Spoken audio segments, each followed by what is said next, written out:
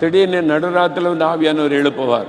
எழும்பு மகளே ஜெபம் பண்ணு, எழும்பு தம்பி மகனை எழும்பி ஜெபம் பண்ணுன்னு சொல்லுவார். ஆண்டவர் உங்களை எழுப்பி ஜெபிக்க வைக்கிற அனுபவத்தை தருவார். எதுக்கு ஜெபிக்கன்னு உங்களுக்கு தெரியாது. நீங்கள் முழங்கால் படியிட்ட உடனே ஆண்டவரே நான் எதுக்கு ஜெபிக்கணும் கேட்டால் அப்போ ஆவியானவர் இடைப்படுவார். உங்கள்கிட்ட ஆவியில் இடைப்பட்டு இதுக்கு ஜெபம் பண்ணு, அதுக்கு ஜெபம் பண்ணு, ஆண்டவர் தெளிவாய் பேசுவார். இந்த மாதிரி அனுபவம் எல்லாம் பரிசுத்த ஆவிக்குள்ளே நிறைந்திருந்தால் தான் உங்களுக்கு கிடைக்கும்.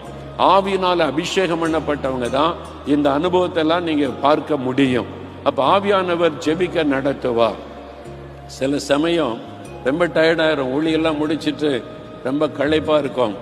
ராத்திரி 11 மணிக்கு போய் ஒரு ஜெபம் பண்ணிட்டு தூங்கிடலான்னு தூங்குறதற்கு கடைசியா ஒரு ஸ்தோத்திர ஜெபம் பண்ண ஜெபிக்க ஆரம்பிச்சா அபிஷேகம் இறங்க, ஆவியானவர் இறங்குனா இதுக்கு ஜெபி அதுக்கு ஜெபம் போய்கிட்டே இருக்கும்.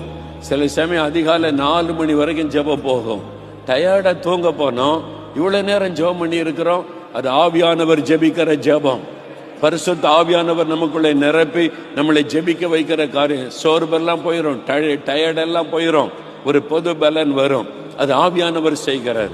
அதனாலதான் பரிசுத்த ஆவியானவருக்கு ஜெபத்துல முதல் இடம் கொடுங்க.